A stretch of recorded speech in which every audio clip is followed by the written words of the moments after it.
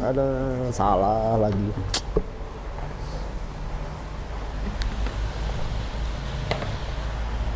Inilah, karena sepi kayak gini, main catur pun awak sendiri, temu orang pesong. Si Jepri pun kemana? Udah berapa hari nggak datang nih. Jangan jadi caleg ya, atau ikut-ikut caleg. Nah, Tok, panjang umurmu. sehat Tok? Sehat lah. Tapi agak keren kau hari ini ya. Iyalah Dari Tok. mana kau? Biasa Biasa. agak gembel. Loh, Ada job-job. Tok, kenal itu? kamu siapa nih? Salam kenal Kak, Mas. Aloin Om. Alwet Om. Iya, iya. Siapa nih? Ini politisi, Heeh. pengusaha, Heeh. social entrepreneur, Heeh. akdos juga. Lengkap Tok. Asda. Dulu Selesai. ya. Oh. Sekarang? Sekarang politisi. Oh iya, silakan duduk lah. Duduklah kami dulu Tok. Heeh. Aduh. Main sendiri Nggak dari, nih. iya itulah aku, nggak ada orang kayak Jadi orang main makan-makan sendiri lah ya. Makan kayak orang sendiri pesong nih. aku, main sendiri, makan sendiri. Hmm. Aduh, Siapa yang udah datang Tok? apa itu? Yang udah datang nggak ada? Nggak ada, udah berapa hari ini sepi. Mana lah Tok, kalau aku di sini aja nggak ada lah model kawin. Cari-cari job lah Tok, mana yang bisa diolah kan? Tapi kenapa bisa sama kakak ini tadi? Dari mana kalian? Dari lapangan tadi Tok. Ada acara tadi. Ada acara. Jadi biar awak kenal kan kakak ini juga sama tuh diskusi. Pokoknya udah terkenal ini tuh di Medan ini kakaknya. Nah, aku kayak apa ya? Ingat-ingat lupa ingat kayak lagu kuburan itu.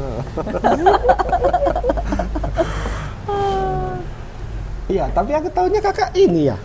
Dulu kayak Mana tuh, Toh? banyak kegiatan sosial gitu, betul ya kan?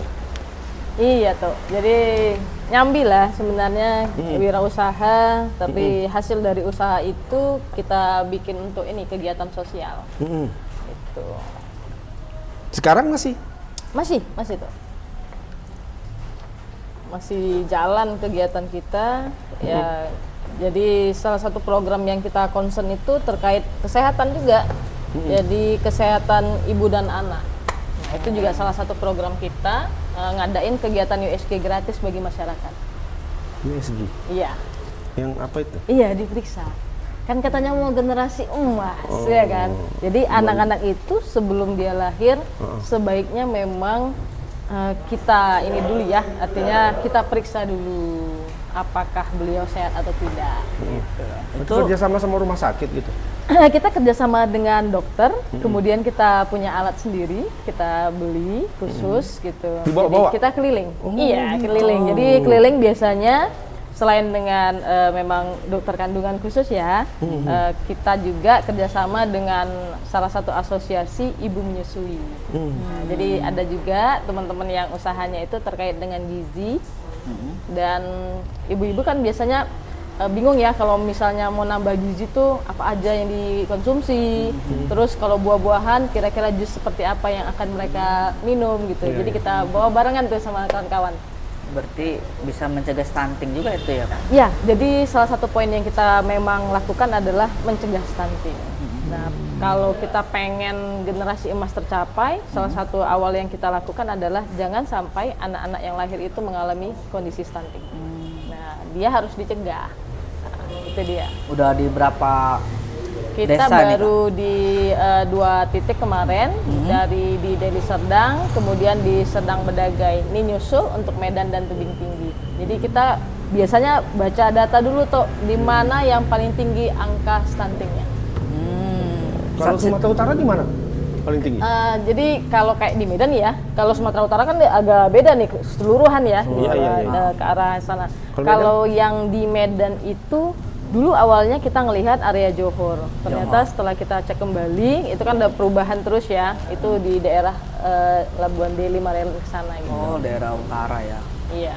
Ke Medan juga kan tempo hari itu dapat ini ya catatan sebagai daerah dengan kemiskinan ekstrim.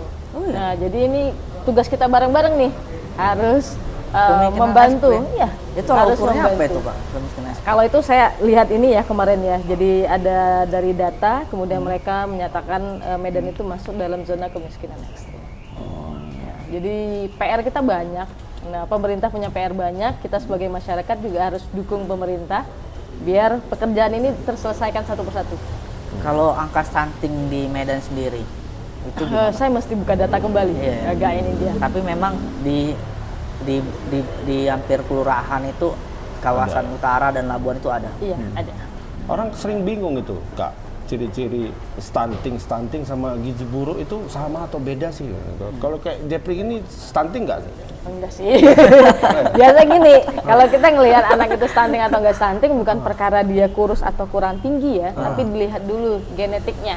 Nah, kadang kan ada orang tuanya yang memang tidak tinggi dua-dua, kan nggak mungkin dia tiba-tiba anaknya jadi bulat gitu ya kan. Jadi Nah, tinggi. Anak siapa gitu ya? betul. Nah, jadi kan ada beberapa ini ya kriteria sehingga anak itu disebut dengan stunting. Gitu.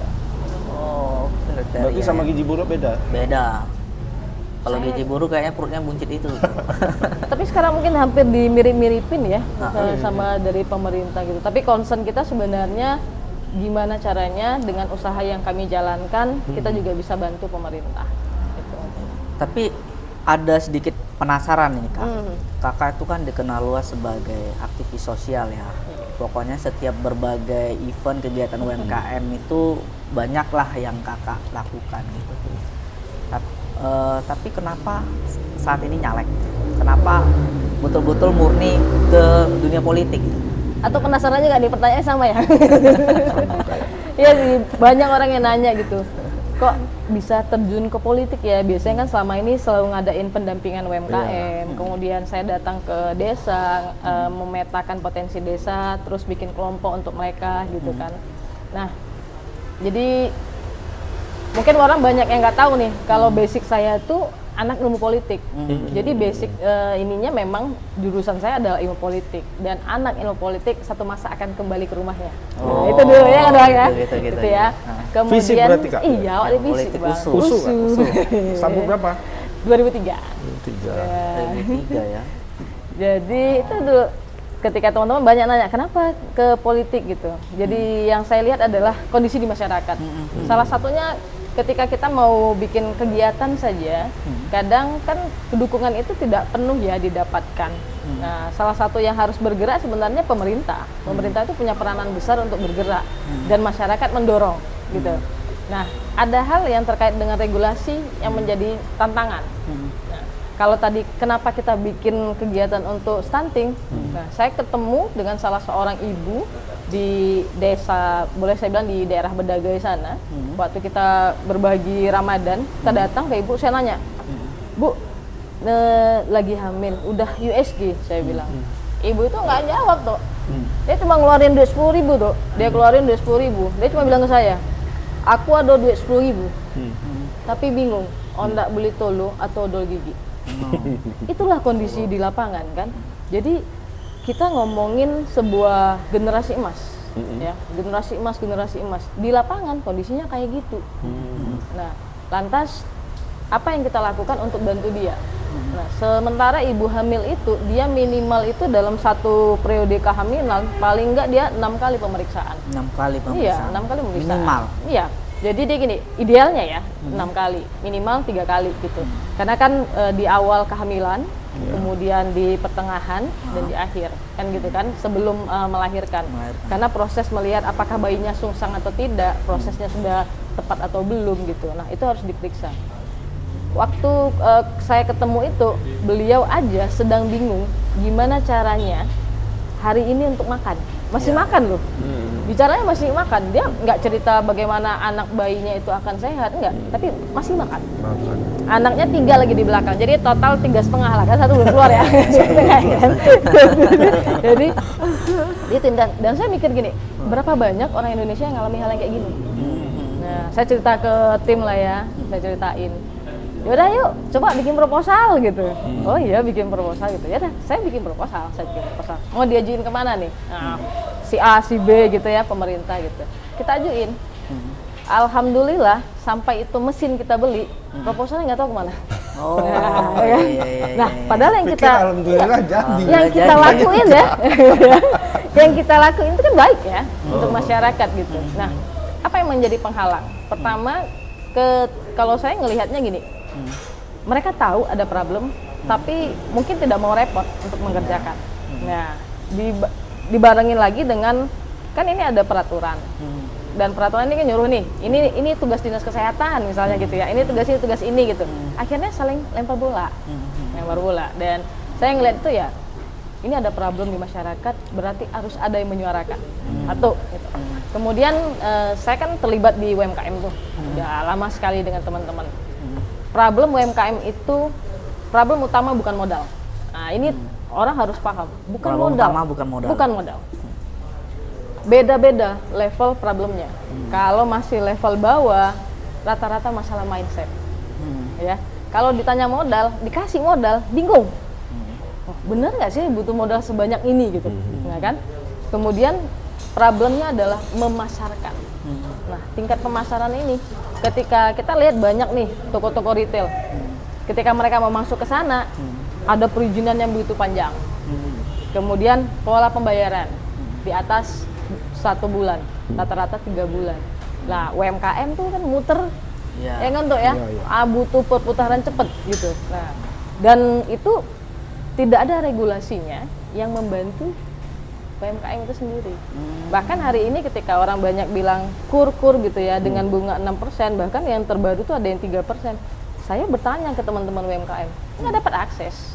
Oh, nggak dapat akses. Nggak dapat akses. Nah, dari sini kan juga kita ngelihat ada miss antara sebuah regulasi, program pemerintah dengan masyarakat. Nah, jadi saya ngelihat ini problem harus kita pecahin. Ya udah, sembari jalan kita pecahin kan. Ketika mereka nggak bisa melakukan pemasaran, kita bantu nih untuk digitalisasi gitu. Nah, kita bantu mereka. Tapi ada hal yang paling lebih besar lagi. Seberapa besar sih kemampuan kita untuk door to door ngebantuin orang? Ya. Beda dengan ketika kita punya satu pena, pena itu tinggal teken, itu selesai. Nah itu, jadi sewaktu 2020 saya bantu salah satu wali kota ya untuk masuk berlaga gitu. Jadi saya nyusun visi misi, nyusunin tagline gitu ya, saya siapin semua program yang saya siapin. Nah kita ketika jalanin tuh, nah jalan nggak program ini? Tentu belok-belok gitu. Akhirnya kita nggak bisa menyerahkan sesuatu hal bulat-bulat ke orang tanpa kita membantu untuk melakukan pengawasan. Nah, dari situ saya ngelihat kenapa nggak coba deh terjun ke politik, berhubung beberapa partai itu datang. Oh, beberapa partai kan datang beberapa partai datang tuh kan, Minang ya. Mungkin karena belakangan ini kan hebohnya tuh muda perempuan, gitu ya tuh ya, muda perempuan. Kemudian sudah bergerak kan itu kan sudah di lapangan. Ya udah. Akhirnya kita milih salah satu partai. Nah, bismillah. Jadi kakak milih PKS. Iya, saya milih PKS. Kenapa Apa milih ininya? PKS? Kak, Alasannya latar apa? belakangnya. Kenapa? Iya, kenapa soalnya PKS? kalau di lapangan tuh, aku tuh waktu aku bilang aku PKS, orang masa sih? Wah nggak ada PKS-nya gitu ya kan? Iya kan? Kebayang beda ya gitu ya. Nah, jadi ngelihatnya apa gini. ada ini tertentu atau bagaimana? Latar belakang tertentu, Gini sih. kesamaan ideologis atau apa gitulah gaya-gayanya. Mungkin lebih kayak gitu ya tuh. Saya dulu By the istilahnya way, minum apa kak? saya air putih aja tuh. Air putih ya? Nah. Oh, ini aja berarti ya. Iya, masih peminum air putih. Buka kecil. Masya Allah, alhamdulillah. Ya. Kau Nah, kopi enggak? Enggak, ini aja tuh. ikut Kopi juga ya, kan nanti dong. ikut. Ya. Ikut. Kopinya siapkan juga tuh. Oh, oke.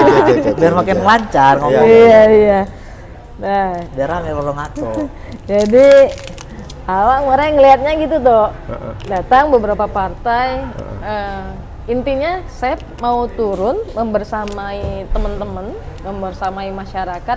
Tujuan besarnya adalah gimana kita bisa bantu masyarakat untuk nyelesain problem. Ya. Nah, indikatornya adalah partai manakah yang hari ini benar-benar dekat dengan masyarakat dan solutif. Nah, saya pilih PKS. Oh, PKS. Iya. Itu sih. Bukan karena persamaan kultur misalkan. Iya. Ini mantap nih. Iya.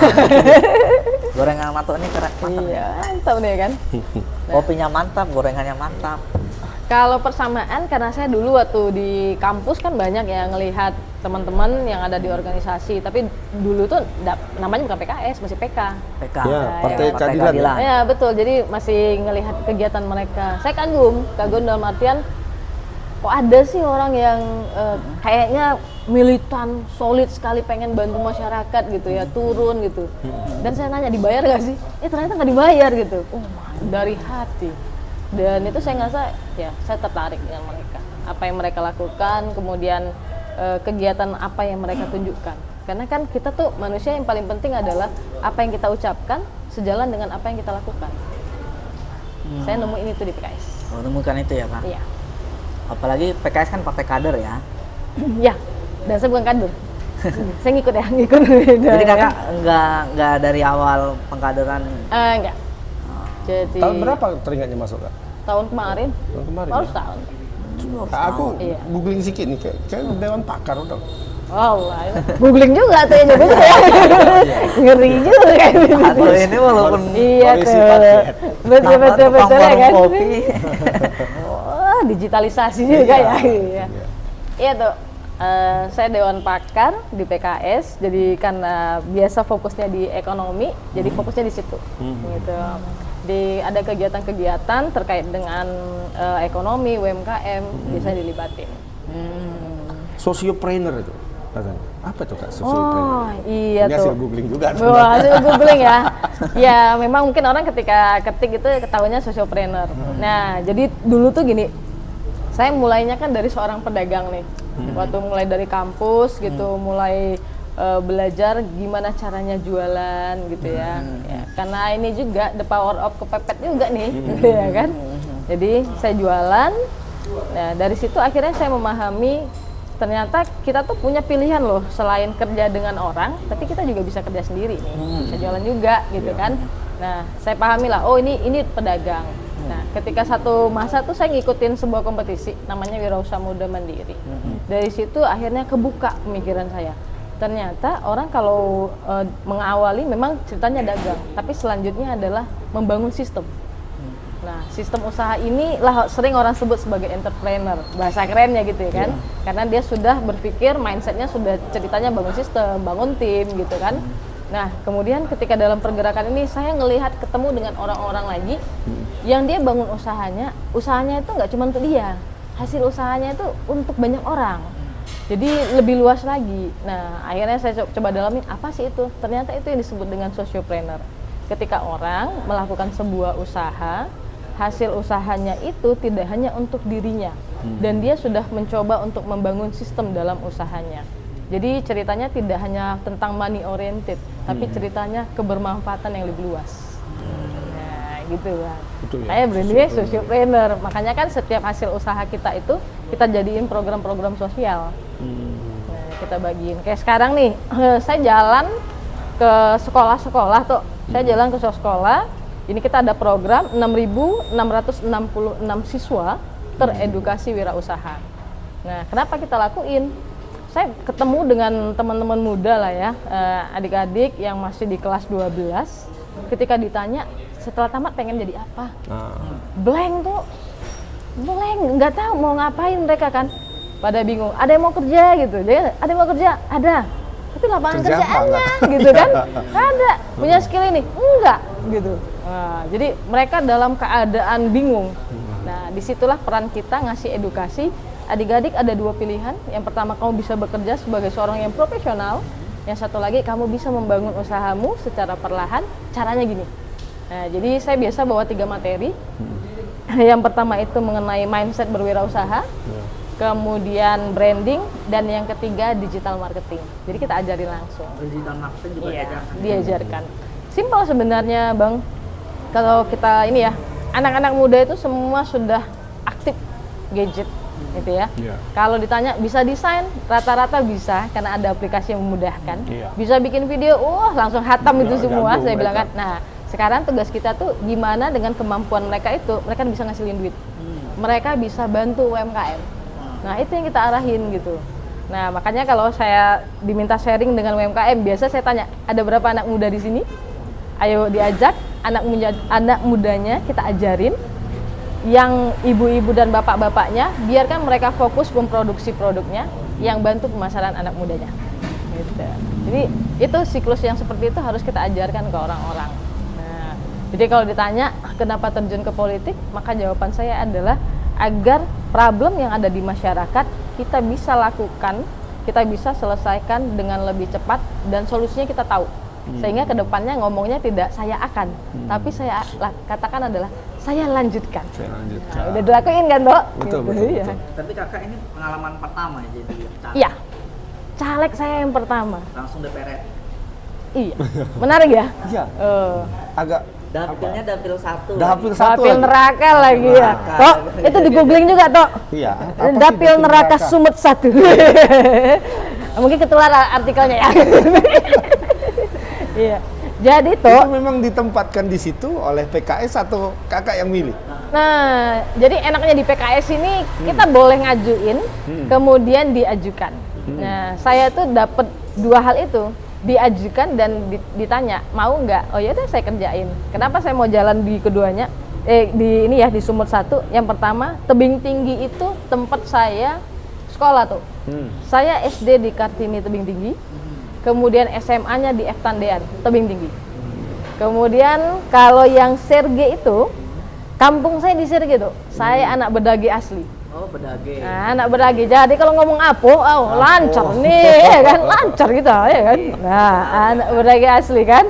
Kemudian kalau Medan, selain saya dulu ininya ya, SMP lah ya, MTS-nya dulu di Al Kausar Al Akbar.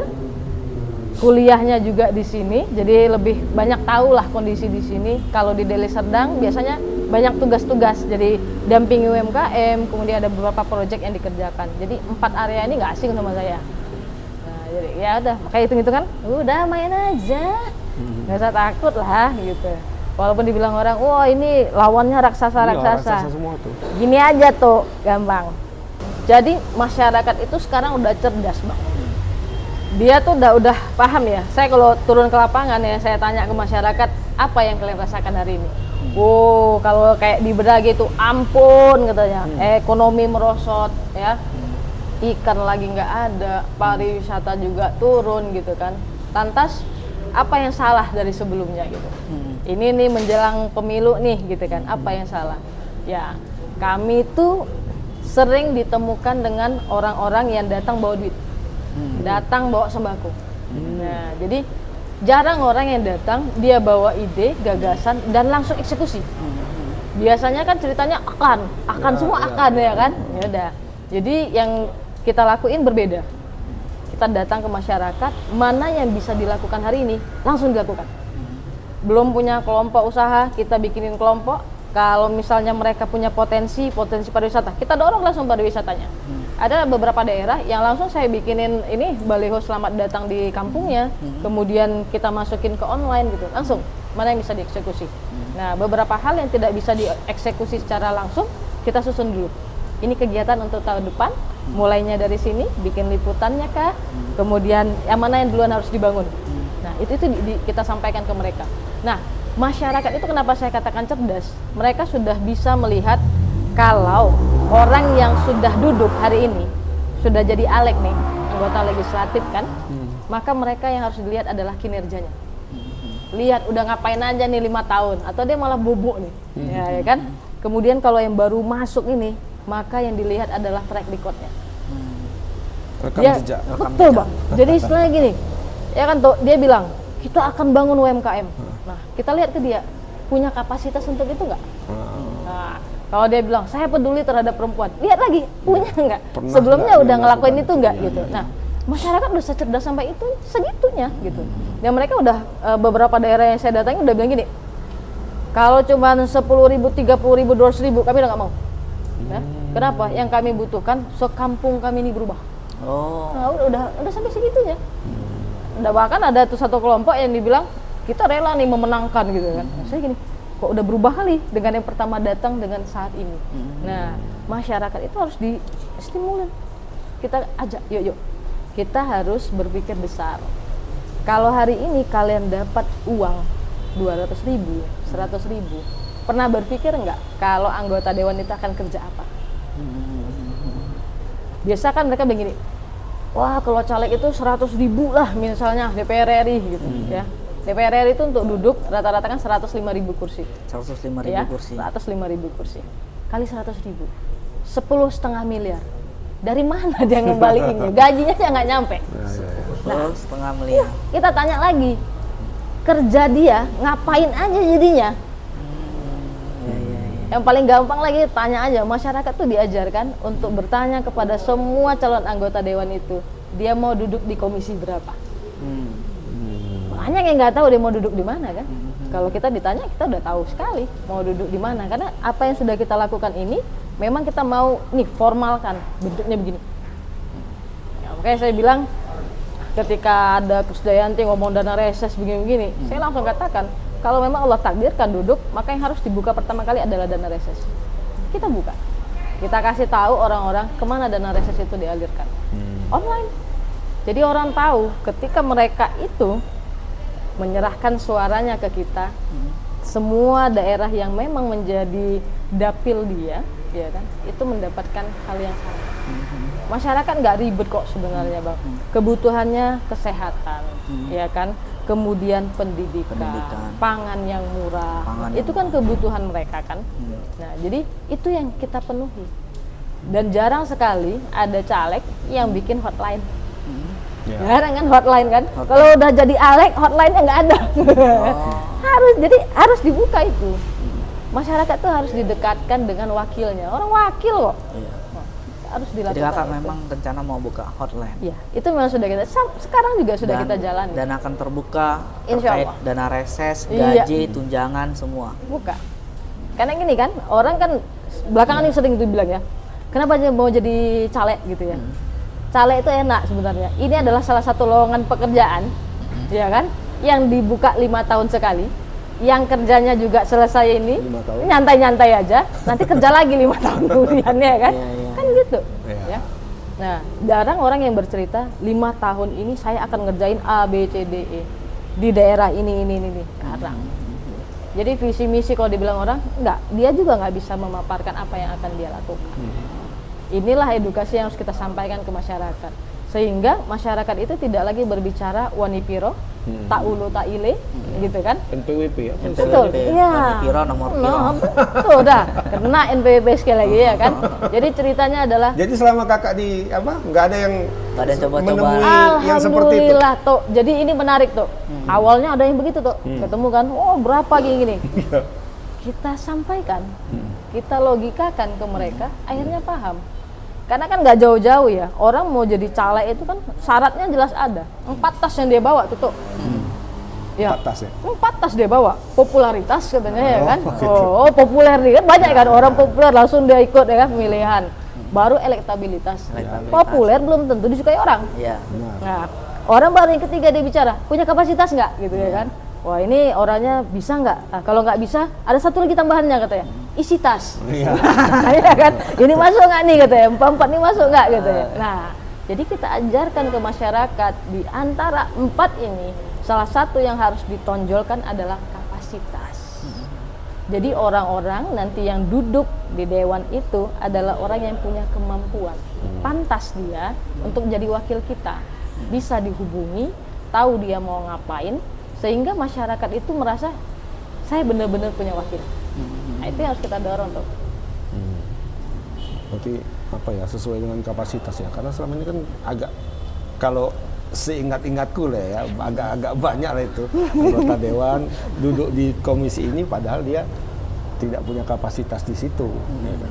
Kalau kakak tadi rencana mau di komisi berapa? Kalau Iya, insya Allah di komisi 6 tuh. Komisi Saya urusan UMKM dan investasi. Karena biasanya orang malas ngambil itu kerjaannya banyak tapi nggak basah. Saya maunya kerja. Nah, ya udah, bismillah. Karena kita teman-teman UMKM ini jangan cuma dijadikan objek doang. 5 tahun sekali orang cuma bilang, "Ya, saya peduli UMKM, saya bersama UMKM." Nggak begitu. Kalau memang mau bangun UMKM, coba lihat apa problem inti mereka. beberapa ada yang tadi misalnya problemnya pemasaran, apa ini yang dilakuin? Nggak cuma cerita seminar, toh pendampingan harus didampingi. Karena kan UMKM itu kompleks ya, kompleks dia tuh. Ceritanya dia ada yang bangun usaha karena kondisi hari ini. UMKM ya. Ya, UMKM. ini UMKM itu, nah iya kan? Nah kan nggak tahu nih kenapa dulu atau bikin usaha gitu, nah iya kan? Bisa jadi ada yang dulu kena PHK, nah iya kan? Bisa jadi juga ini waktu kosong, nah bisa jadi juga memang dia nggak punya ijazah, jadi dia bingung mau kerja di mana, akhirnya dia buka usaha sendiri. Nah problem ini kan beda-beda, tingkatannya beda-beda, maka program pendampingannya juga beda-beda. Ini yang harus benar-benar dikupas dan dibentuklah regulasinya. Produk Indonesia bagus-bagus toh. Saya punya pengalaman ngantarin teman-teman ini untuk pameran di Singapura tuh, di Kranji Expo Singapura. Iya. Kita pameran, ini orang Indonesia, ini orang Thailand ya, di luar itu orang Singapura, nggak kalah produk kita, laris. 3 hari pameran, kita 2 hari itu udah nggak punya produk. Laris produk Indonesia. Dan kemenangannya adalah kita itu produknya banyak yang alami, ya kita nggak pakai misalnya micin terlalu banyak gitu. Walaupun kemasan kita kemasan sederhana, ternyata orang Singapura tuh senang dengan kemasan transparan. Nah, jadi packaging itu tidak cerita juga tentang harus mewah, harus apa enggak, disesuaikan dengan tempat kita akan menjualnya. Nah, jadi problemnya banyak, cuman kalau kita menyelesaikannya satu persatu, insya Allah terselesaikan. Sejauh ini kalau UMKM di Sumatera Utara gimana, atau Medan lah yang UMKM sekarang sudah on the track atau masih banyak sekali persoalan? Jadi problemnya beda-beda, problemnya beda-beda. Kalau bagi yang baru, otomatis kan masalahnya adalah pemasaran. Rata-rata pemasaran ya. Dia bikin produk yang enak, tapi bingung mau jualnya. Ada yang bikin produk di awal karena nggak pernah masak, tiba-tiba lihat orang masak dia. Oh, berarti problemnya masih di dalam menstandarkan produknya. Jadi kita harus ngelihat dulu nih mana problem ini mereka. Tapi rata-rata kalau mereka sudah bisnis di atas 10 tahun, biasanya kendala utamanya itu adalah manajerial.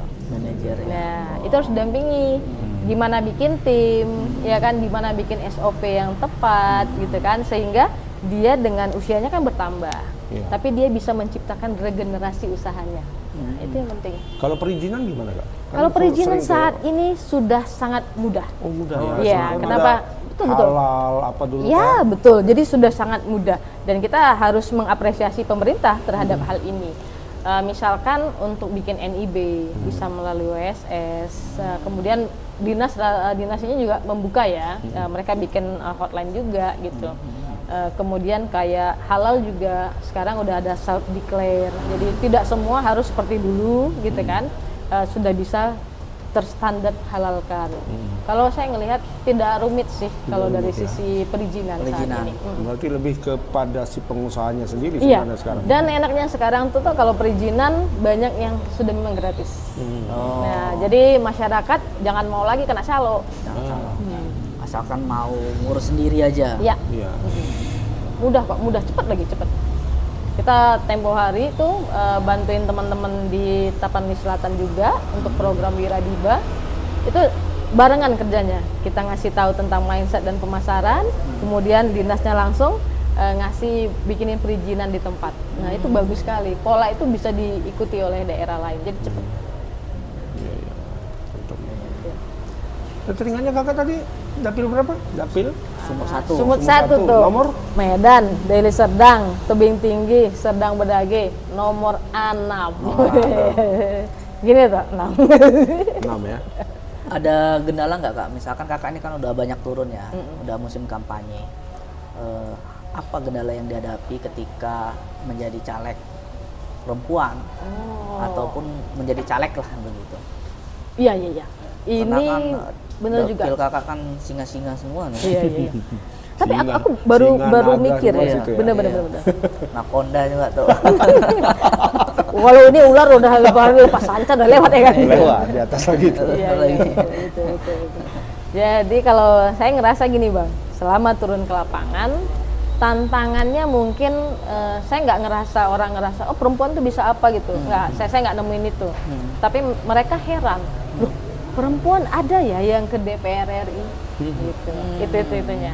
Kok bisa? Terus mereka pasti bilang, oh ini duitnya banyak ya, gitu ya. Padahal kan tidak semua yang mereka katakan itu seperti ini ya, gitu. Nah, jadi kalau kita mengedukasi ke mereka adalah, ayo sebenarnya masyarakat itu yang paling penting adalah lakukan dialog kepada semua caleg yang hadir. Dialog. Kenapa dialog? Karena kan kalau kita cuman ketemu dengan tim ses nih Bang, tim ses kan nggak tahu masalah masyarakat, ya. Paling cuma catat terus ngasih tahu kan. Terus waktu mau nyelesainnya gimana? Bingung kan? Nggak bisa langsung tereksekusi kan? Tapi kalau misalnya calegnya langsung turun ke masyarakat, kita dialog seperti ini, apa problem di masyarakat kita catat, mana yang bisa kita selesaikan langsung kita selesaikan, gitu kan? Mana yang nggak bisa kita nyelesaikan, tapi bisa kita selesaikan saat ini melalui bantuan orang, phone a friend, langsung, gitu. Sama kayak saya kemarin turun, ketemu dengan orang yang ini, beliau kena katarak, dua-dua matanya sudah buta, sudah 2 tahun. Saya tanya sama teman-teman, oh ada program gitu, ya udah saya langsung bawain, kita jemput, kita periksakan, kita antar balikin lagi, dia operasi, buka perban, balikin lagi. Nah, jadi langsung, mana yang bisa langsung kita lakuin gitu. Nah, ini sebenarnya jadi edukasi juga ke masyarakat, jangan berhenti untuk berdiskusi, berdialog dengan semua caleg, siapapun. Ketika mereka datang, mereka misalkan mau bawa beras, bawa ini, terima aja, nggak apa-apa. Tapi yang paling penting adalah kita tanya, kau mau ngapain? Ya kan? Nanti kalau udah duduk kau ngapain? Ya kan? Kenapa nggak kau kerjakan sekarang? Nah itu, jadi tugas kita tuh sebenarnya adalah mencerdaskan bangsa. Inilah tugas kita bersama semua. Selain juga kampanye juga memberikan pendidikan politik gitu. Iya Bang, termasuk juga gini Bang, kita turun ke lapangan tuh, hari ini kalau ditanya sama masyarakat, tahu nggak dia kapan akan dilakukan pemilu? Banyak yang nggak tahu. Oh banyak nggak tahu? Iya, itu masih tanggal ya. Kemudian yang kedua, cemana cara nyoblosnya? Nggak tahu juga. Bingung orang itu, apa kayak nenek-nenek lah kita bilang ya, nenek tahu nek gimana cara nyoblos? Enggak. Kita kasih tunjuk kertas ini, apa tuh katanya ya kan? Banyaknya cemana nih deh ya. Kita edukasi, karena kan surat suara hari ini kan 5 ya tuh ya. 5. Ada mulai dari presiden, ya kan, DPD, DPR RI, yang provinsi, kabupaten, apa nggak begini dia? Mau pilih nih gitu ya kan? Nah, jadi kami turun juga tuh, kita ngasih spesimen ke masyarakat, kita edukasi, ini tanggal pemilihan, kemudian ini orang mau dipilih. Nah, itu jualannya tuh, ini orang yang mau dipilih, nah, itu jualannya gitu. Ya, kita kasih tahu, kita bagi spesimennya. Nah, karena kan kita juga harus bantu pemerintah dalam hal ini untuk menekan angka golput. Iya. Saya skripsi saya tuh golput dulu, tentang golput soalnya. Dan angka golput di Medan itu tinggi sekali. Termasuk Jepri kan? Iya. Golput golongan putih. Iya, itu golput itu tuh. Kan sayang ya. Ya, aku baru terpikir juga itu 5 ya Kak ya. Surat udah dicetak tuh, tak dicucuk kan sayang, buang duitnya kan. Nah, bagus kan cucuk, nah ini panggil semua masyarakat. Nah, ajarkan. Jangan-jangan dari atas ke bawah ditucuk ya tuh. Pret. Satu Aja. Belakang nanti retuk. 5 ya. Iya. Bukanya kan. Berarti Bagaimana sosialisasinya Iya, kita sosialisasi. para caleg harus ikut juga ya, Iya, mensosialisasikan ya. Betul. Bukan hanya Jadi KPU. door to door. Door to door. Itu lihat aja di Facebook ataupun Instagram saya ya. Karena saya sering post gitu kan. Saya turun ke lapangan, saya ceritain. Bahkan APK pun beberapa saya bantu pasang. Nah, kenapa saya bantu pasang? Saya maunya kalau terutama yang UMKM ya. Kenapa saya mau ikut? Gini tuh, pertanyaan saya sama mereka, apa problem hari ini, Ibu, gitu kan? Oh, pemasaran saya turun gini gitu ya. Saya kumpulin semua apa yang mereka tanyakan, apa problem mereka. Kemudian mana yang bisa kita selesaikan. Ibu kita bikin kelompoknya yuk. Saya ajarin untuk digital marketingnya.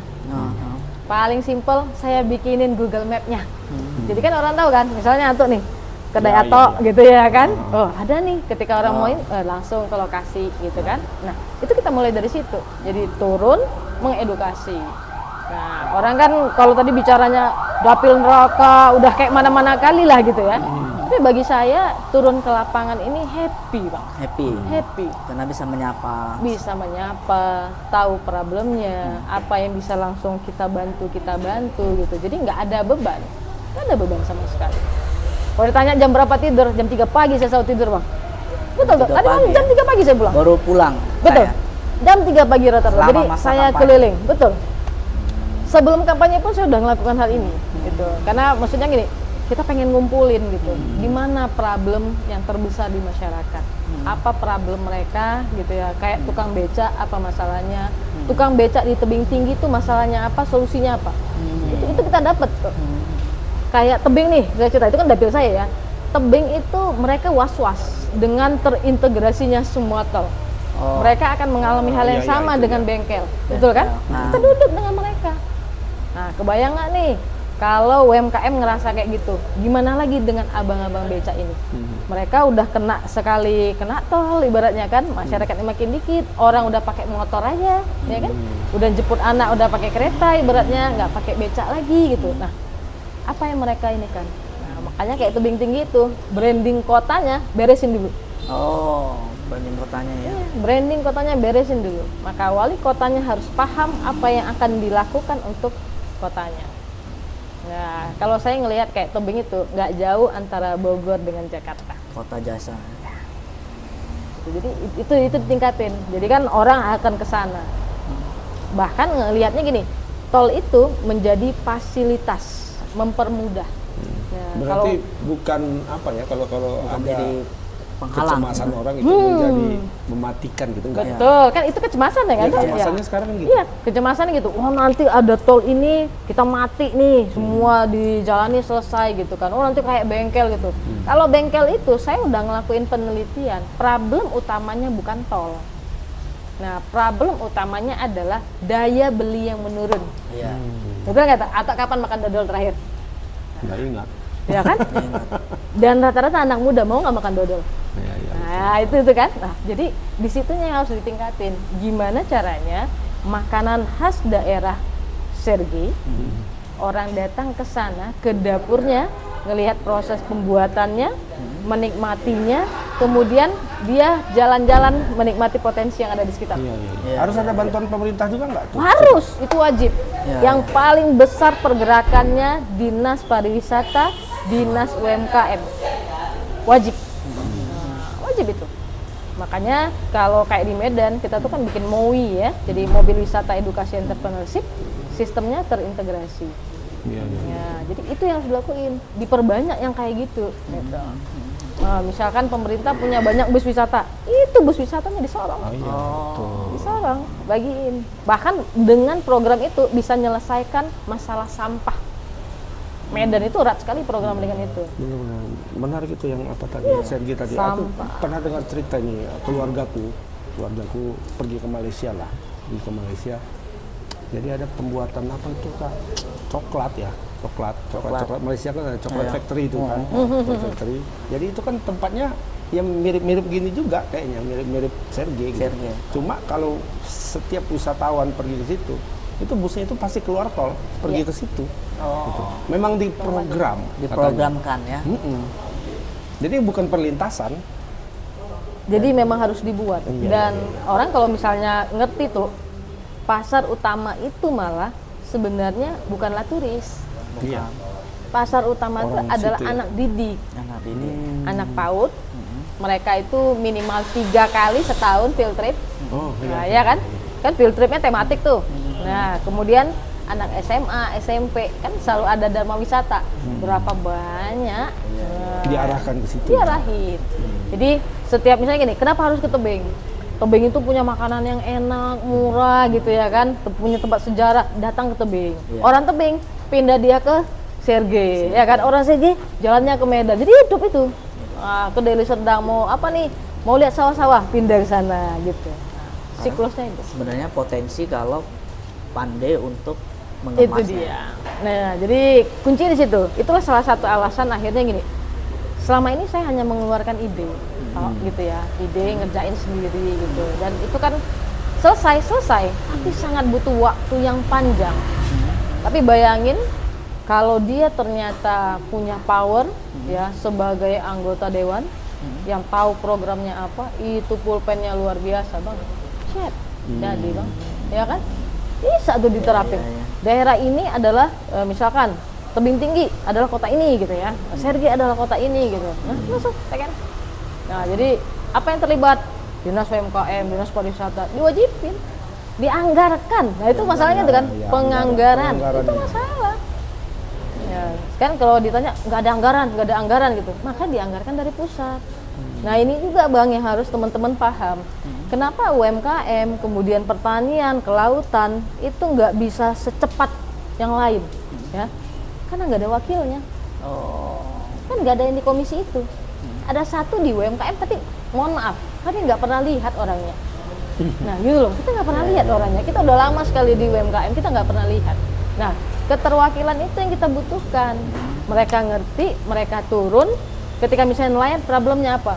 Oh iya, kami nelayan ini misalnya ada pukat masalahnya, selesaikan, gitu kan? Ada masalahnya adalah laut ini nggak menghasilkan ikan, apa yang mau dibuat gitu? Bahkan sekelas ini aja toh, kita nih kalau cerita masalah agama dan kepercayaan ini nggak nemu nih. Tapi ketika dijadikan dikombinasi bentuknya budaya, jadi toh. Jadi benar-benar. Misal nih di daerah Bedaga itu punya kepercayaan harus dijamu lautnya supaya masuk ikannya, kan gitu kan? Iya. Nah kalau di agama nggak bisa nih Nggak jamu bisa. laut, musyrik Musyrik gitu ya? kan? Jadi budaya. Di budaya jadi toh Jadi. dijadiin itu festival tahunan. Iya, iya. Nah jadi kan misal nih festival apa nih ikan gitu ya, festival rakyat dikemas gitu ya, boleh ada yang mau bikin tarian silakan, siapa yang nanggung jawabin, mau bikin jamuan silakan, mau bikin nanti doa silakan, Yasin 41 silakan gitu kan. Nah itu dikemas setahun sekali. Iya. Nah itu dianggarin di dinas, Jadi kalender diketok, tahunan ya. dibantu di pusat, jangan jadi. Nah itu deh masalahnya kan, kenapa nggak terjadi hari ini? Nah, karena kan nggak paham polanya. Sayang kan kalau orang bilang orang-orang baik itu ketika dia diam dia salah. Orang ngerti ketika dia diam dia salah. Oh, saya nggak mau disalahin toh, maju dong. Ya udah kayak gitu, kita bantu gitu ya kan. Kak tadi kan bicara marketing nih. Nah kakak sebagai katakanlah S1 ilmu politik, Ya. kemudian pernah juga menjadi praktis menjadi tim wali kota. Marketing politik apa yang kakak pengen lakukan saat ini Sampaikan ke lakukan? masyarakat Iya, yang dan kita lakuin. kemudian kan era digitalisasi ini marketing politiknya plus Iya. digitalisasi. Betul. Jadi politik yang saya bawa pertama bukanlah politik dalam artian bagi-bagi duit, nah, enggak. Tapi yang saya lakukan adalah pemberdayaan. Nah, jadi kita ketemu dengan masyarakat, yang kita tanya potensi apa yang ada di daerahmu, apa yang bisa kita lakukan, apa mimpi besarmu untuk daerahmu. Jadi kita bangun dulu tadi, kita gelitikin dulu nih, bangun, kampungku punya ini gitu. Kau mau bikin apa? Kau jangan letakkan tanggung jawab ini ke aku. Kampungku kan belum tentu di sini, gitu kan? Iya, iya. Nah, jadi anak kampung lah harus bangun kampungnya. Masyarakat masih banyak yang belum sadar itu. Banyak Bahwa Tok. di kampungnya ternyata ada ini, coba dia Tok, ini aku bilang ya Tok ya. Heeh. Kampung itu punya ikan segar, tapi sampai hari ini ikan itu hanya di sekedar jual beli. Akhirnya kita masuk, kita dorong, bantu jadi kerupuk ikan. Kerupuk ikan. Nah, duitnya dari mana? Saya nggak punya duit toh. Tapi ada beberapa perbankan yang kita bisa datangi, bantu mereka. Kredit. Duitnya masuk ke kita? Enggak, duitnya masuk ke masyarakatnya Iya, langsung. iya, iya. Jadi peralatan, jadi bahan baku, masyarakat yang dorong. Dan itu sesuatu hal yang menurut mereka, kami pernah berpikir, tapi kami merasa tidak mampu melakukan. Nah, itulah fungsi kita masuk toh, kita dampingi, ya, kita dampingi. Nah, jadi politik yang saya jalankan adalah politik pemberdayaan. Nah, kalau kayak abang bilang tadi mau pakai media sosial, digital, kita pakai. Tapi hari ini tetap masyarakat itu nggak cuma disentuh secara digital, touch langsung, Bang. Langsung ya. Masih langsung. Jadi kalau dibilang orang konven, iya, karena orang tuh pengen gini, masyarakat di lapangan udah muak dengan janji-janji, ya kan? Terus hanya dia yang datang itu TS, dia nggak pernah tahu siapa DPR RI-nya, jadi cuma dapat dari tandeman, dia nggak pernah dengar dia ngomong apa. Nah kita datang, turun ke lapangan, salami, gitu. Ya salami, saya di lapangan ya biasa pakai sendal langsung, nggak ada bedanya, langsung kita pasangin balik, saya pasangin kok, saya pasangin spanduk ininya, saya cerita ke mereka apa masalahnya, gitu kan. Nanti mereka akan bercerita, ada anaknya yang putus sekolah, oh saya bilang, saya kalau untuk anak putus sekolah kita fokusnya adalah semua anak-anak di sini tolong didata, yang putus sekolah, kita langsung daftarkan ke paket C-nya. Nah, apapun ceritanya, hari ini ijazah itu penting, ya. Dalam tatanan formal itu penting. Maka bantu mereka untuk menyelesaikan itu. Ya, Mungkin kalau kita ngelihatnya gini toh, alah 1 juta kok payah kali gitu. Jangankan 1 juta toh, 10.000 tadi aja pempayah di lapangan. Nah, jadi kita nggak bisa hanya menilai dalam bentuk angka, tapi kita coba bantu mereka apa problem utamanya, selesaikan. Gitu. Jadi kita datang ke masyarakat, nggak cerita janji, karena cerita kita langsung, saya sudah lakukan di sini, mari kita lakukan bersama-sama di tempat Anda. Jadi kuncinya bersama-sama ya Bang, jangan diserahin semua, anggota dewan sini kok bangun di masjidku, tewas lah udah ya kan, mau berapa masjid ya kan. Jadi kalau putus sekolah itu memang musik banyak ya? Masih Bang, masih apalagi di lapangan disir. masih banyak Bang, banyak. Nah ini kan harus concern kita. Kalau saya malah, jadi gini, mungkin ini teman-teman silahkan nanti bisa dipakai juga idenya, saya nggak ada masalah gitu ya. Contoh nih, kita kan terbiasa nih kalau menganggap S1 gitu ya, anak S1, oh nanti dia ekonomi, hukum gitu ya. Kebayang nggak sih kalau anak pesisir disuruh sekolahnya di hukum, di ekonomi, setelah tamat dia mau kemana toh? Kalau dia pulang ke kampung. Coba amati kondisi di lapangan, kondisi mereka, apa yang rutin mereka lakukan. Anak-anak pesisir itu Bang, dari kecil udah bisa berenang Bang. Sungai mana yang tak dilaluinya, ibaratnya gitu ya. Mencuci kapal, sampan, cuci dulu. Nah, udah biasa, berlari sudah. Tambah sekarang dewasa, lari lengkap dengan junjung sawit Bang. Banyak orangnya kan. Nah, udah kan. Nah, waktu udah kayak gini dia, ya kan. Tahu nggak sebenarnya pendidikan apa yang harus disorong ke mereka? Buatlah sekolah olahraga di tempat mereka. Jadikanlah daerah pesisir itu orang-orang yang dimunculkan atlet-atlet olahraga terbaik di Sumatera Utara. Kita munculin. Atlet renang jelas dari kecil dia nggak pakai kolam sepeta, sungai dihajarnya, laut dihajarnya, apalagi katanya ombak-ombak selesai katanya kan. Fisik udah oke. Fisik oke, ha? Kalau orang itu kan udah biasa Bang, gini ya tuh ya, berotot-otot tuh bangga kali kan. Nah, jadiin atlet gitu. Nah, makanya saya bilang, Bapak Ibu, saya kalau secara pribadi, memang saya akan bikin di sini institut olahraga, atlet olahraga. Kita harus dorong itu. Kenapa? Dari kecil, sama kita belajar dari Cina nih tuh. Cina itu kan memang dibaginya ya, dibagi dalam artian kalau kau punya kemampuan fisik, fisikmu yang difokuskan. Kalau kau punya kemampuan memang skill ini semua itu yang difokuskan. Kalau kita kan enggak tuh, general semua nih, tak bisa matematika sampai mampus disuruh jadi matematika, nggak dapat dia, standar dia. Makanya saya bilang, coba lihat potensinya, maka lakukan itu. Salah satu daerah pesisir potensinya adalah atlet olahraga, fokuskan di sana.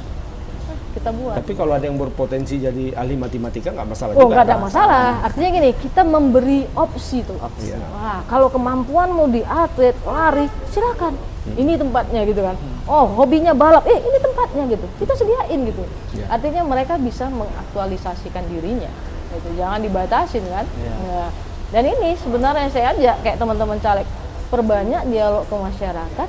Ayo tanya gitu. Kenapa? Kalaupun kan ini bangkunya terbatas tuh, 10 pula bangkunya 10, ya kan, ya. 10 berapa pemainnya? Kita bilang kan bangku 10. Pemain banyak. Kita pun udah ada pemain tetapnya ya kan. Aku memang datang baru ya kan. Nah, kalau saya gini, pentingnya adalah silakan dudukkan semua caleg. Mana ide-ide terbaik, nanti itu kita sampaikan, lakukan, kita kawal sama-sama, dilaksanakan. Sehingga nggak ada lagi ceritanya caleg itu cuman ngurus bantuan khusus, nggak ada. Itu mah Kepling udah jago, saya bilang kan, nggak perlu kita cuman 3 huruf itu yang kita ini kan, enggak gitu. Jadi yang dilakukan sama caleg-caleg itu adalah mereka mau nanti bikin undang-undang, ya kan, regulasinya sudah sesuai dengan kebutuhan di lapangan. Nah, itu yang paling penting. Kita sorong di situ. Jadi cerdaskan masyarakat. Sur kayaknya Jeb ya. Paparan kakak ini. Iya, benar-benar orang kan? politik. Agak terpesona ya. Gitu. Agak beda sama apa ya? Biasanya nih Warung-warung atau iya, kalau biasanya yang benar. setahuku banyak juga nih datang ke kedeku apa ini caleg-caleg nih, termasuk caleg perempuan lah. Kalau ku tengok, ku gambar tuh ya, polanya hampir sama gitu. Pergi jumpai masyarakat, kasih jilbab misalnya, kasih ini, kasih itu. Itu salah satu untuk apa ya, katanya menarik Sembako. pemilih perempuan lah. Iya, Nah, iya. kalau menurut kakak itu pemilih perempuan kan cukup banyak. Banyak lah kan? toh. Nah, jadi Perempuan muda ini jadi sasaran nah empuk itu lah boleh kita sasaran bilang empuk ya. ya. Betul. Kakak sepakat Mama. dengan itu, dengan bahwa pemilih perempuan ini satu kelompok yang harus di treatment khusus. Jadi ini menarik nih tuh. Kalau kita ngomong perempuan nih kan kita bagi dua lah ya, yang belum menikah dan sudah menikah, menikah. gitu lah ya. Iya, iya. Kalau dia sudah menikah, tentu harapan besarnya adalah nanti kalau dia punya anaknya sekolah tinggi, Ya. kemudian ekonomi keluarganya lebih baik, Baik. maka dia nggak sungkan tuh untuk membantu suaminya bekerja. Hah? Iya. Nah, jadi ini yang kita treatmentnya adalah dampingi mereka, kemudian bukakan pemikirannya dengan waktu yang ada ini, ya termasuk waktu luang lah ya. Rata-rata kan kalau di pesisir saya lihat banyak waktu luang. Jadi setelah masak, jemput anak itu kosong tuh. Nah, ada nanti mereka yang ngupas kerang, kan gitu-gitu ya. Atau nanti jemur ikan asin gitu. Iya. Nah, kita kasih gambaran.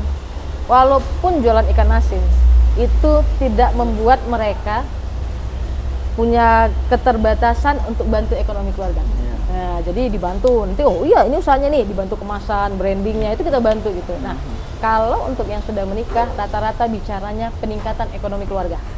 Nah, kalau untuk yang belum menikah rata-rata kan masih muda tuh usianya 17-an ya. Nah, kita bantu mereka untuk membuat mimpi mereka. Jadi saya tuh biasa ngajarin teman-teman tuh dampingin tentang dream board. Mimpi mereka dulu. Karena ada mereka, saya mimpinya nanti setelah tamat ini saya pengen kerja. Ya, saya pengen nanti dari kerja itu bisa jalan-jalan ke luar negeri, bisa umrohin orang tua, kan banyak tuh mimpinya. Ada yang pengen, saya pengen punya usaha sendiri supaya dari hasil usaha ini bisa bantu keluarga. Nah, itu kita dorong. Kalau mau kerja harus punya skill gitu kan. Kalau mau jadi wirausaha juga harus ada skillnya. Yuk, mau yang mana gitu. Itu kita dampingi. Makanya saya tadi kalau untuk dari siswa-siswi kita punya program untuk 6.666 siswa-siswi itu kita dampingi gitu kan. Kita kasih tahu dulu kan, open mindset dulu. Nah, dari situ. Kalau untuk UMKM-nya langsung pendampingan. Langsung pendampingan.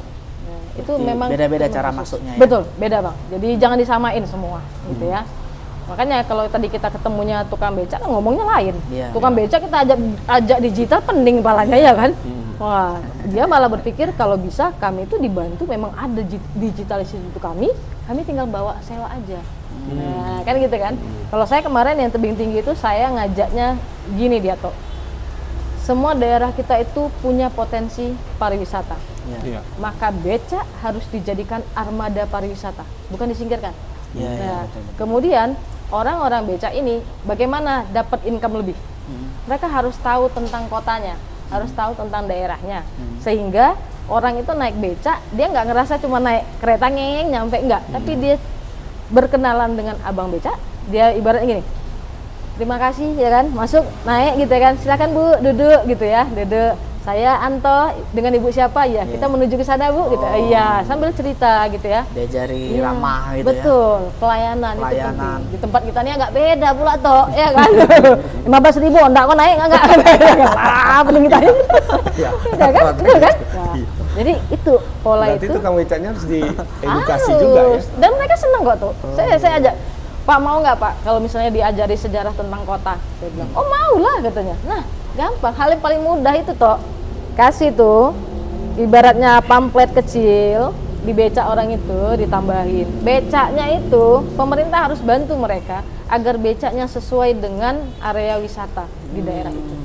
Berarti becaknya sendiri kan harus diinikan ya, Iya. harus dibagusin lah. Dan misalnya. pemerintah bisa ngelakuin itu toh. Organisir berarti. Iya. Iya, gitu. Misalnya kita ngomong Medan, becak pariwisata Medan. Awak ketemu tukang becak toh, pakunya yang di situ. Paku masih ada Bang, iya kan? Loh, kita kan harus paham kan. Kenapa Wak kayak gini Wak? Baru turun mesin kata dia kan. Ini pun kursi tengoklah keluar pakunya. Oh mak, saya bilang ya ngeri juga ini gitu ya kan. Nah, Salah itu betul. birat ya. Gawat. Nah, tapi gini, Tetanus. pemerintah kalau tahu program itu, dia punya ibaratnya kan tuh, dia punya program itu, maka pemerintah mengumpulkan CSR. Perusahaan-perusahaan kumpulin. Betul. Ini bisa nggak masuk program kalian? Oh bisa masuk. Kamu bisa bantu yang mana nih? Boleh nggak kamu bantu? Ini becak butuh musik wisata. Nah, kan gitu kan? Nah, ini becak butuh armadanya dicantikin. Boleh nggak? Nah, apa temanya? Oh, kita punya Istana Maimun. Ada tema Istana Maimun. Oh, ada Chong Api gitu kan? Kalau saya ngeliat Medan tuh simple tuh. Malay Street, Chinatown, Little India, Esplanade. Sudah ada di sini. Jadi kita miniaturnya Singapura. Tapi skalanya lebih gede. Nah, jadi tinggal di ini aja ya. udah jadi tuh. Aja. Nah, jadi itu yang kita sampaikan. Pemerintah paham tentang itu, orang becak pun happy, ya kan? Dia juga ngantar sewa itu nggak cerita lagi ngejar-ngejar setoran, gitu kan? Nah, nanti tinggal pemerintah bikinin standar harga. Becak ada di sini, satu rute dari sini ke sini 10.000, ya kan? Jadi Tuh. nggak suka orang itu aja ya. Betul kan tuh? Orang inilah kan. Ya. ke tempat kita nih kok naik becak nggak ada tarifnya, nah, iya kan? Pokoknya sama-sama cocok, sama senang, Iya, jadi gitu gitu ya. Sama cocok jadi barang tuh. Tapi kan orang akhirnya was-was naik kan. Nah ini kita harus pikirin gitu. Nah kita sampaikan, mereka oke. Kalau lihat pemikiran kakak ini tuh, cocoknya jadi wali kota atau bupati. Cocoknya itu sih. Oh bawa berat amat ya. Jadi dia ya kan. Wali Kota Medan ya. Cuma udah terlanjur mau main di DPR RI ini. DPR RI. Bismillah tuh. Tunggu menang DPR RI lah tuh. Kak, banyak keluhan di antara para caleg dari partai-partai tertentu yang masalah di lapangan tiba-tiba balihonya hilang, tiba-tiba Iya. masang baliho dilarang. Awak pun hilang. Pengalaman serupa nggak? Aduh. Pernah tiba-tiba apanya balihonya dikoyak-koyak gitu. Itu banyak pengalaman yang masuk lah dalam artian. Iya. Nah, kakak mengalami hal yang serupa. Kita ngalamin. Cuma saya ngelihatnya gini. Nah, ini juga satu bahan edukasi nih, gitu ya. Contoh pemasangan APK, ya. Itu kan rata-rata nggak boleh di pohon, nggak Ya. boleh di tiang, kan gitu-gitu ya rata-rata ya. Tapi kita juga nggak disiapin di mana APK ini mau dipasang. Nah, mungkin pemerintah juga harus mikirin itu tuh, karena kan ini agenda rutin ya tuh ya, 5 tahun sekali, 5 tahun sekali. gitu kan ya udah, dikasih fasilitas gitu. Yang paling penting adalah kita tidak merusak APK orang lain.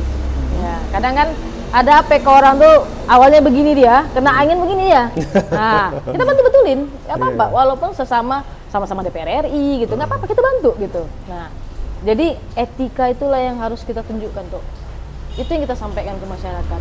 Nah, kalau urusan mereka mengoyak, mengambil gitu ya. Ada pula yang modelnya itu tiang kita diganti tiang, ganti kain ya. Lebih Tiangnya parah punya ya. kakak. Lebih parah ya kan. Ini baju awak masuk baju dia. Tapi itu menurut kita gini. Inilah masa kita mengedukasi, ya, masa mengedukasi. Ini namanya pesta demokrasi. Kalau pesta itu enaknya jangan ada yang ngerusuh. Oh, Nah, iya, ya kan? iya, Ya udah. Jadi sama-sama kita mengedukasi. Bahkan seharusnya nih masyarakat itu bisa dengan mudah untuk membuka profil dari caleg-caleg. Caleg-caleg. Jadi jangan ditutupin. Dia tunjukin aja. Loh, kan nggak ada masalah kan. Ada yang misalnya mantan koruptor atau apa, ya wajar kalau masyarakat tahu gitu kan. Iya. Tinggal balik lagi ke masyarakat. Mau milih atau Mau tidak? milih atau Ya enggak. silakan gitu. Nah, makanya kan tadi kalau misalnya dia sudah duduk gitu ya, lihat kinerjanya. Kalau dia baru mau nyalon, lihat track recordnya, rekam jejaknya. Nah, itu hak masyarakat. Dan kita sebagai caleg, edukasi masyarakat gitu. Jangan kita tutupin, buka saja gitu. Jangan, nggak ada yang kita sembunyikan gitu. Bahkan menarik ketika seorang calon anggota dewan itu, dia menutup sesuatu hal dalam dirinya. Loh, dia wakil kita kok, kenapa ditutup? Nah, buka. Diri aja ditutup, konon lagi anggaran. Nah, iya kan? Saya kan tuh. Masih lebih tertutup ya. Lebih tertutup. Nah, itu harus dibuka. Ya inilah masanya kalau ibaratnya kita mau perubahan, mau memperbaiki bersama-sama, ini masanya. Tapi kan terkadang kan Kak, terkadang ini masyarakat bingung nih ketika mau ngadu ke anggota dewan ketika ada duduk. Iya. Ini mau ngadunya kemana gitu kan? Karena kan rata-rata pintu rumah anggota dewan banyak yang tertutup dan pagarnya tinggi-tinggi. Oh, betul lah. Udah jadi anggota dewan betambah sekian meter ya kan. Nah, Ada satpamnya gitu Pak. ada nggak wacana kakak misalkan ke depan punya rumah aspirasi, rumah Yap, konstituen atau rumah pribadi yang mau datang aja gitu? Iya, sudah kita lakukan sekarang pun Bang. Jadi ibaratnya gini, saya punya 4 area. 4 area itu kita sudah letakkan satu-satu gitu. Nah, tujuannya apa? Masyarakat kalau ada mau pengaduan silahkan di tebing tinggi di sini, di Sergei di sini gitu kan. Nanti orang-orangnya juga tahu dan biasanya itu adalah masyarakat setempat. Nah, jadi kenapa kita harus lakukan itu? Kan memang kita harus mengakui nih, ya kan Tok? Ya, Ini betul. ada 100 tiba-tiba SMS masuk. Macam mana kita menyelesaikannya gitu kan? Nah, tapi kalau ada masyarakat setempat yang dia nanya apa problemnya, dicatatkan dulu, intisarinya aja diambilkan. Iya. Karena biasanya paling mama curhatnya lebih panjang. Oh, rupanya masalahnya satu, ya kan? Lampu mati, ya kan? Bola lampu sana putus, tolonglah pemerintah nurunkan bola lampu. Bisa jadi, kayak gitu kan? Nah, jadi inti masalahnya kita serap, langsung kita kerjakan. Kalau saya udah katakan, kita terima aduan dari masyarakat maksimal 3 kali 24 jam, insya Allah kita selesaikan. 3 kali Iya, dalam 3 kali 24 jam, gitu. Nah, kenapa? Kan gini, kita tuh kita mesti ambil hal-hal positif juga dari luar, gitu ya. Jadi gini, fungsi dari anggota dewan itu apa? Menjemput aspirasi, ya kan? ya. Memberikan sosialisasi, gitu ya. Kemudian ketika hal ini solusi yang bisa dilakukan, langsung to the point, gitu, langsung dilakukan, gitu ya. Jangan ada jarak. Nah, makanya tadi kalau misalnya kita punya perwakilan semua, mereka bercerita apa problemnya, mana yang bisa diselesaikan, selesaikan. Jadi misalkan ceritanya ini tentang orang sakit, udah. Anggota dewan itu harus punya link dengan orang yang menguasai masalah rumah sakit. Oke. Karena saya punya pengalaman tuh, ada salah seorang ibu yang meninggal. Jadi beliau meninggal ditabrak di Pinang Baris. Ya. Oh. Kalau lihat katanya ditabrak, tapi sesungguhnya setelah dibuka CCTV tidak, itu memang sudah sampai ajalnya. Udah tiba-tiba jatuh ya beliau. Oh, baru kena tabrak. Ya kan? Jadi terlihat seperti ditabrak gitulah. Mayatnya ini ada di Pringadi tuh. Ada di Pringadi, ya kan? Jam 2 beliau sampai Pringadi, anaknya tadi nggak ada duit sama sekali karena ibunya pengemis. Nah, baru dapat dia ketahuan anaknya ibunya meninggal. Dari jam 2 siang ke jam 11 malam dia nggak tahu mau hubungi siapa. Jadi di situ sajalah dia di Pringadi. Mayat tadi tak bisa keluar karena harus bayar toh. Dia dapat nomor kontak saya dari kakak ipar gitu ya kan, dihubungi. Saya tidak punya akses ke Pringadi langsung, tapi saya punya akses dengan wali kota dan wakil wali kota. Telepon wakil wali kota, langsung selesai, mayatnya keluar. Oh. Siapa yang punya akses sebanyak itu kan tidak kan? Iya. Nah, makanya itulah tugas dari orang yang menjadi dewan, dia itu langsung menyelesaikan problem tempat. Nah, kemudian apa masalahnya lagi? Hari ini banjir nggak jadi pertanyaan. Banjir ini kan suatu hal yang rutin. Apa masalah utamanya? Kompleks. Mulai dari terkait nanti dengan luapan air sungai, ya kan? Kemudian masalah sampah, ya kan? Masuk nih sampah, luap air sungainya, masalah drainase, ya kan? Lain lagi masalah yang di sebelah sana, masalah rob gitu. Bisa diselesaikan? Bisa. Tapi harus diambil aspirasi dari bawah, dikerjasamakan. Andai kata masyarakat di sini mau nggak direlokasi, kan ibaratnya gitu kan, mau nggak ada kerjasamanya gitu ya, itu diiniin. Kalau sampah nanti bagaimana, diiniin. Nah itu kerjasamanya. Dan harus ada kemudahan kita untuk berkomunikasi. Maka saya katakan, kalau laporannya bisa langsung diselesaikan, selesaikan. Tapi kalau membutuhkan waktu minimal 3 kali 24 jam itu udah langsung ketemu solusinya. Harus dilakukan betul. Dan ini sebenarnya jadi komitmen semua calon anggota dewan.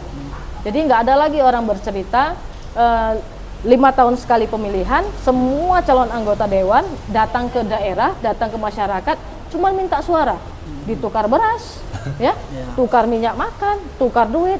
Kalau DPR RI lebih murah tuh dibanding kabupaten kota loh. Kabupaten kota bisa 200.000, DPR RI 30.000 cuma. Saya sampai gini. 30.000 5 tahun apa itu gitu kan, nggak masalah dia nggak selesai gitu. Nah ini sekarang jadi seharusnya anggota dewan hari ini semua berkomitmen masalah yang ada di masyarakat 3 kali 24 jam kita respon selesai. Nah, udah begitu jadinya intinya adalah toh pada akhirnya semua calon-calon anggota dewan ini mengembalikan pada posisi asalnya. Pemimpin itu tugasnya melayani, bukan dilayani. Nah, ya kan? Jadi jangan dibalik. Tiba-tiba udah jadi tuh, kaca mobil pun tak turun ya kan? Kata dia ya kan? Oh, lain lah ceritanya. Nah, jadi kembalikan posisi itu. Wakil rakyat harus merasakan apa yang dirasakan rakyat. Balik ya. Kak, kita kan udah ngomongin inilah ya, politik daerah lokal. Tapi 2024 nanti kan nggak cuma lokal, nasional juga ya kan. Ya kakak nasional juga sih tadi DPR RI. Cuma ada yang Insya Allah tuh. Pilpres. Nah ini kan lagi seru-serunya nih. Udah 2 kali debat. Ya. Iya. Nah, menurut kakak gimana? Setelah 2 debat ini apakah akan terjadi perubahan-perubahan? Menarik nih kalau lihat ini ya, baik dari sisi debat, kemudian dari sisi masyarakat gitu ya. Karena kalau hanya sekilas debat, kalau awak ditanya tuh, awak lebih suka lagi capres dan cawapres ini datang di setiap kampus tuh. Jadi jangan pakai ini lagi tulisan-tulisan ini, jadi non teks. Wah, dialog saja. Nah, itu yang dibutuhkan. Jadi Jadi ada panelisnya. Ya? ngalir dia Panelis, tuh, iya. ya kan? Karena kan beda-beda masalah kita nih. Nanti kita datang ke Sumatera, lain ceritanya. Kalimantan lain ceritanya gitu kan. Debat langsung. Dan dikasih ruang itu. Kampus-kampus tuh harus membukanya. Karena kampus ini kan namanya udah rumahnya mahasiswa. Jadi sisi kecerdasan, kritisi dan solutif itu dihadirkan di mahasiswa. Nah, jadi ayo semua tanya langsung gitu. Kalau awal lebih suka itu toh. Cuman kalau ngelihat dari peta ininya ya, kondisi yang ada, kalau di lapangan dengan hasil survei agak jomplang kok, beda. Beda ya kan? Keinginan masyarakat itu dengan hasil survei beda. Masyarakat pengen berubah, kalau di survei lain pula. Nah, gitu ya kan? Itu yang kita lihat di lapangan. Nah, kalau dari sisi capres dan cawapres ini, kalau saya simpel ngelihatnya toh, tidak banyak anak Indonesia ini yang punya privilege seperti salah seorang cawapres, ya. Walaupun dibilang dia mewakili anak muda mana yang diwakili? Ya, ini banyak hal terkait konstitusi ya, undang-undang yang dilanggar itu nggak memberi edukasi dan itu nggak mengajarkan anak Indonesia untuk menikmati proses. Ya, itu kalau yang saya lihat secara garis besar. Tapi balik lagi ke masyarakat, silakan memilih, ya. Kan masyarakat yang punya kuasa hari ini tuh, mau milih yang mana gitu kan. Tapi yang paling penting gunakan hati nurani. Coba bayangkan Indonesia paling tidak 5 tahun ke depan, 10 tahun ke depan, 25 tahun ke depan. Panjang harus melihatnya, gitu ya. Memang politik itu harus happy, ya. Kemudian riang gembira, ya. Tapi sisi lainnya adalah berbicara tentang problem di masyarakat. Kita nggak bisa menyelesaikan dengan sekedar tertawa, tapi kita harus menyelesaikan dengan benar-benar serius. Dengan konsep ya. Dengan konsep yang jelas, dengan pola yang terukur. Nah, kalau apa kan bilang test and measure ya. Wah, betul nggak nih, ini masuk nggak ini hitung-hitungannya gitu ya. Nah, jadi itu penting sekali. Kalau saya ngelihatnya itu. Dan hari ini masyarakat kita sedang diuji tentang kecerdasan. Wah iya, tuh awak minta izin pula ini ya kan. Lanjut acara satu lagi ya kan. Siap. Berapa nih toh? Goreng sedap, tapi orang teringat mau makan ya kan? Ini kakak berarti cuma bayar JP kalau gitu. Apalah ini awak bilang juga nih toh, maksud toh. Bayar awak juga berapa ini toh? Mesti kita bayar nih toh, ya kan? Iyalah. Awak pun suruh nengok papan catur nih ya kan? Iya. Awak pun yang kalah tadi main. Sesuai. Berapa nih toh? Berapa toh? Limpul aja. Cepet tuh. Ini ada nih toh. Kasih toh. Kasih. Pokoknya sampai datang cepet. Karena nggak minum kopi tadi jalan limpul. Cuma kalau dikasih kayak gini kan rezeki. Alhamdulillah, ya kan tuh. Yalah. lari. Jadi izin toh, awak balik. Siap. Izin Bang Makasih, Jack. Kak. Ya, Siap. terima kasih ya. Assalamualaikum. Waalaikumsalam. Ini rezeki Jep. Rezeki ya, Tok, ya. Alhamdulillah. Walaupun nggak ngopi ya. Kopi. Tapi keren yang dibilang kakak itu tadi. Sur kita ya. Udah lah, Nampak kau berkualitas itu tuh. iya, kau jangan golput lagi. Sip.